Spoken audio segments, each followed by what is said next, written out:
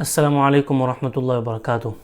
जी नाज़रीन, एक बार फिर मैं आपका मेज़बान अब्दुल वहाब आपके सामने हाज़िर हुआ हूँ बहुत ही अहम उन्वान को लेकर। आज का जो हमारा उन्वान है और हमारा जो सेशन है वो इस टॉपिक पर है, types of bank account.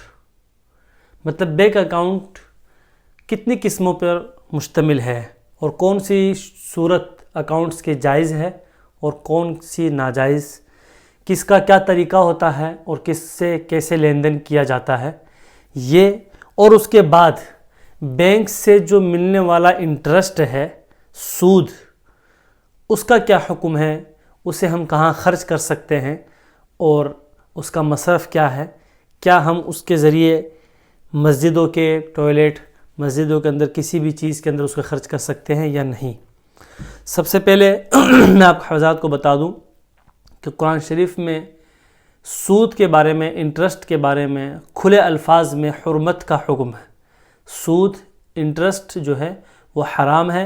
अल्लज़ीना यअकुलून Riba ला यक़ूमून इल्ला कमा यक़ूमुल लज़ी यतख़ब्बतु शैतानु मिनल मस, कि क़यामत के दिन वो लोग जो सूद का माल खाते थे वो ऐसे खड़े होंगे जैसे शैतान ने उनको ऐसा गिरफ्त में ले चुका है, शैतान उनको, कि उनके होश बाख्ता हो चुके हैं, अपने होश में नहीं हो।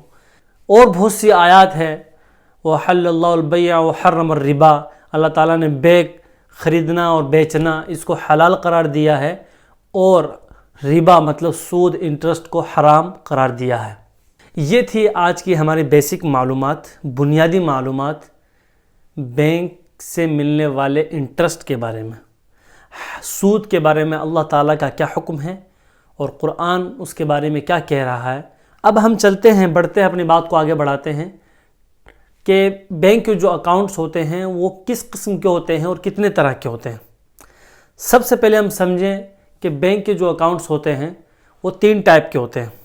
बेसिक 3 टाइप के अकाउंट होते हैं: करंट अकाउंट, सेविंग अकाउंट और फिक्स्ड डिपॉजिट अकाउंट। इसके अंदर से कौन सी सूरत नाजायज़ है और कौन सी जायज़ है और किस तरह जायज़ है वो इंशाल्लाह मैं आप हज़रात के सामने आज खुलासा करूँगा। सबसे पहले हम लेते हैं करंट अकाउंट को। करंट अकाउंट जो है जारी खाता, जिसको हिंदी में बोलते हैं, उर्दू में ले लीजिए जारी खाता। इसकी एक ख़ासियत होती है कि ये कौन लोग बनाते हैं, करंट अकाउंट कौन खोलता है। उद्योगपति जो होते हैं, बड़े पैमाने पर सरमायादार जो लोग होते हैं, बड़े पैमाने पर जो बिजनेसमैन होते हैं, ताजिर लोग होते हैं, जिनका ट्रांजैक्शन दिन में कई बार होता है, कई लाखों में, करोड़ों में जिनका ट्रांजैक्शन रहता है, बड़ी अमाउंट का लेन देन उनका रहता है, वो लोग करंट अकाउंट खोलते हैं। उनको करंट अकाउंट की ज़रूरत पड़ती है। अब आप ये समझ लें कि करंट अकाउंट के अंदर क्या फैसिलिटीज़ है। उसके अंदर न नंबर ऑफ़ ट्रांजैक्शन के ऊपर चार्जेस है और न नंबर ऑफ़ ट्रांजैक्शन के ऊपर कोई पाबंदी है। मतलब ये है कि आप जितने चाहे ट्रांजैक्शन कर सकते हैं, जितनी चाहे अमाउंट आप दिन में निकाल सकते हैं। एक चेक 1 लाख रुपए का निकालें, उसके बाद दूसरा चेक निकालें, दिन के अंदर कोई किसी भी कितने भी आप चेक दे सकते हो। उसको बैंक को आपको पैसे देना होगा, इसकी पाबंद बैंक होंगे। करंट अकाउंट के अंदर कोई पाबंदी नहीं है कि इतने अमाउंट आप निकाल सकते हैं या इतने चेक दे सकते हैं, किसी किस्म की कोई पाबंदी नहीं है। आप जितने पैसे निकालना चाहते हैं निकाल सकते हैं। ये करंट अकाउंट की फैसिलिटीज़ होती है। अब यह समझें कि करंट अकाउंट के अंदर बैंक जो है 0% इंटरेस्ट देता है कस्टमर को, कोई इंटरेस्ट नहीं देता, उसमें कोई पैसा इंटरेस्ट ज़ायद नहीं मिलता है। अगर आपने आज 10 लाख रुपए जमा कराए हैं तो 2 साल के बाद, 3 साल के बाद, 4 साल के बाद आपको 10 लाख रुपए ही मिलेंगे।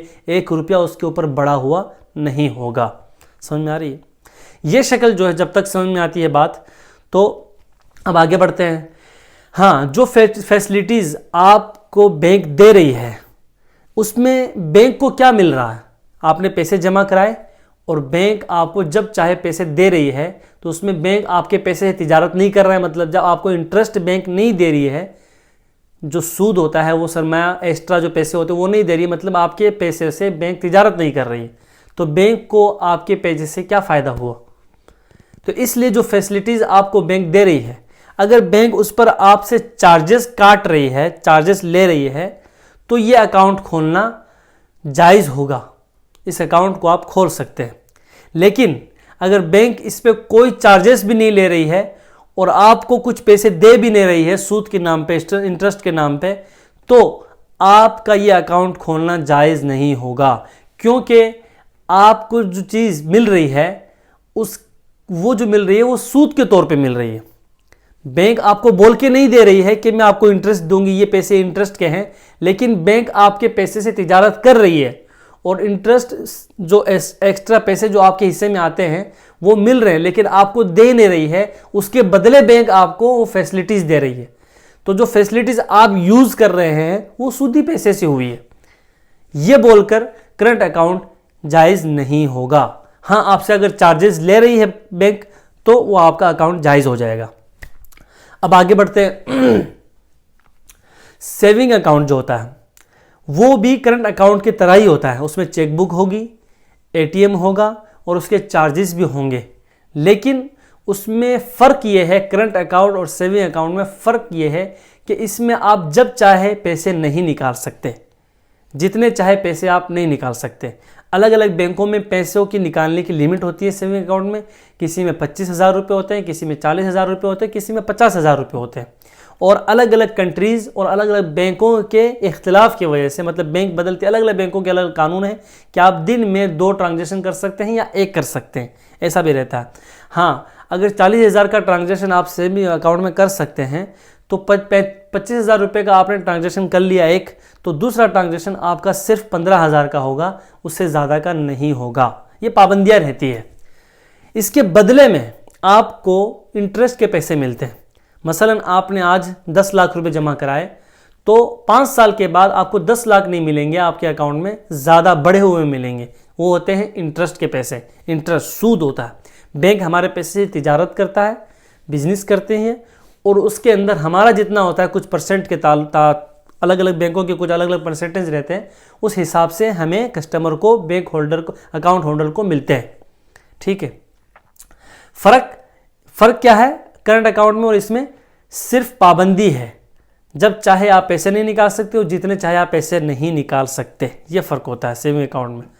और ये खोलना भी मजबूरी के तौर पे जायज़ है। और इसे खोलते हैं जो निजी पैमाने पे, छोटे पैमाने पे ताजिर होते हैं, छोटे पैमाने पे दुकानदार, छोटे पैमाने पे मसनूई काम करने वाले, मैन्युफैक्चरिंग वाले और जो भी नीचे तबके के जो लोग होते हैं उसको इस अकाउंट को खोल सकते हैं, जायज़ है।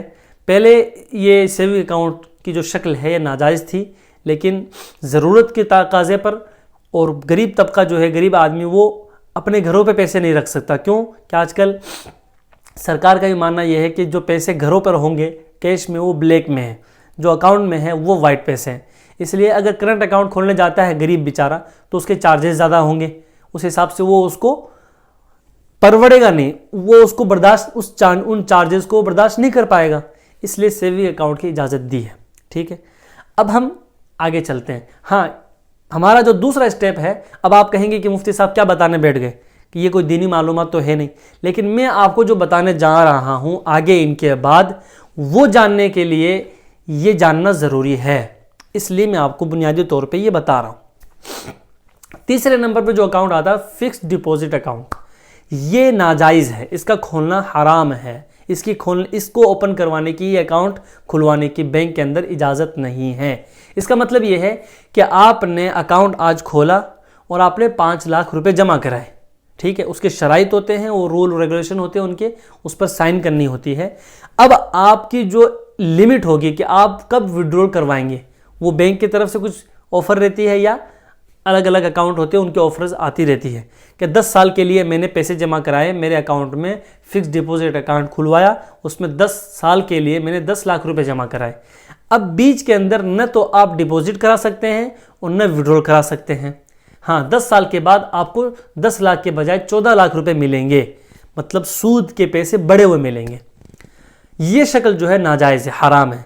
ये सिर्फ और सिर्फ सूदी पैसे से फ़ायदा उठाना और पैसे को बढ़ाना मकसद होता है, इसलिए अकाउंट खोला जाता है।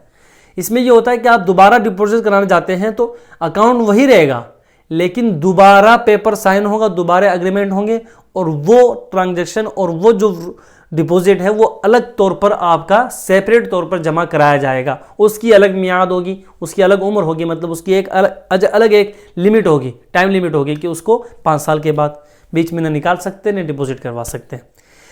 अब मैं आपसे पूछता हूं कि बैंक के अंदर अकाउंट इसलिए खुलवाया जाता है कि सहूलतें हमें मिलती रहे, सरकार के नज़र में हम मुलजिम ना हो, हमारे पैसों की भी हिफाजत रहे, महफूज रहे, और हम उसको जब चाहे इस्तेमाल भी कर सकते हैं, क्योंकि पैसे लोग साथ में लेके नहीं घूम सकते।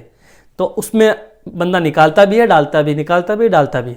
लेकिन फिक्स डिपॉजिट अकाउंट जो है वो उसका मकसद ये है कि मेरे पास एक अमाउंट है, उसको मैं बढ़ाना चाहता हूँ इंटरेस्ट के ज़रिए, सूद के ज़रिए। वो मैंने बैंक को दे दिए, आप इसे तिजारत करें, 10 साल के लिए पैसे आपके पास अमानत है, 10 साल के लिए आप इसे तिजारत करें। उस तिजारत से जो बेनिफिट होगा 10 साल के बाद मुझे उसमें 10 लाख रुपए के ऊपर बढ़ा के देना, ये मकसद होता है इसका।